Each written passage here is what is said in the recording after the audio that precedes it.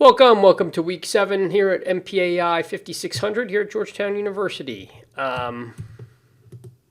So paper is due next week, and I really want you to focus this week on the paper.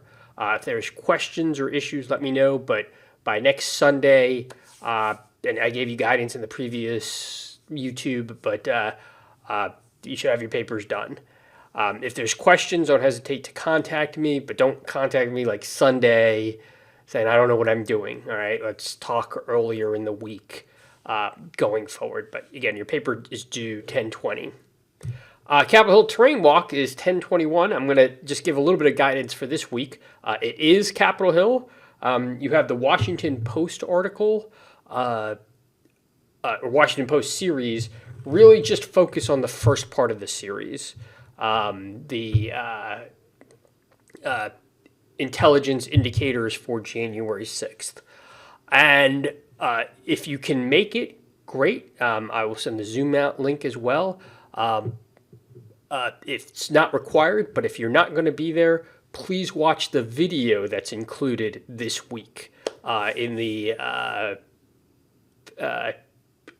Canvas module. So if you are going to be there, you don't need to watch that video. So if you attend, I will also let you write paper 3, which is due on November 10th. And again, if you attend in person or in Zoom, I will let you write your paper on that topic. And what I want you to answer in the paper: what were the key intelligence indicators? What school of failure was January 6th? What reasonable measures could have been implemented to prevent January 6th?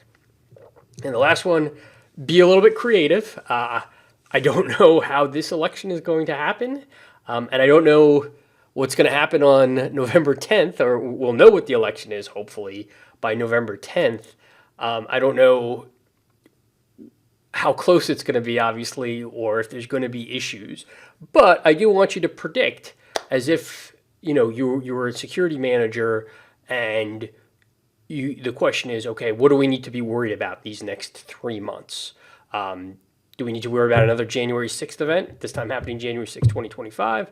Do we need to worry about other election interference issues? Do we need to worry about state houses? Spend a third of your paper just trying to analyze what you think the most important issues are going to come up going forward. And again, I know it's a fluid issue. Things may change by November 10th, but again, try and be reasonable to that. So that's, you can write your paper. I look forward to, again, 6 p.m. on the 21st, Eastern Standard Time. Love to see you guys in Zoom. Love to see if anyone can make it locally. And I think we'll have a good event going forward. So this past week, we looked at the Islamic extremism threat, and this will bleed into the January 6th event. And the question is, when does radicalization get monitored further? All the case studies we talked about, there was indicators, they're on the radar of law enforcement, but there was not enough to arrest or detain. So at what level does someone pop up on radar of law enforcement? And when are they, when should they not pop up on the radar of law enforcement? Because they're engaging in legitimate free speech. That is a question I don't have an answer to, but I want you to start thinking about.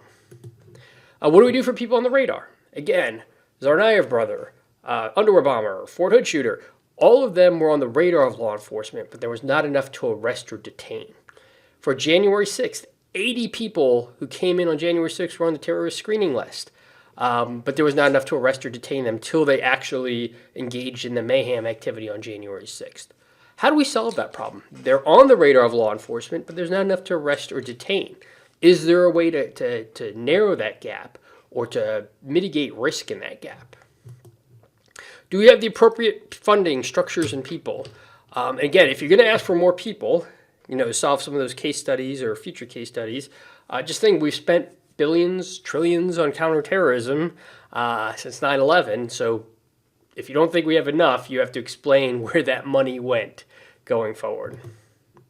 And then finally, should we just accept in a free society, we don't live in China, we don't live in Russia, that we're just going to have lone wolves, that we're just going to have low-level attacks, that we fetishize guns in our society, at least in the United States, and that's just the price. There's going to be school shootings. There's going to be these radicalized individuals taking things into their hands. We don't like to cut down on people's free speech. We don't want to shut down websites and social media. And the price is we have these lone wolves. Maybe we should just accept it. I'll let you decide. But those are the issues, again, for this week. If there's questions or issues, don't hesitate to contact me.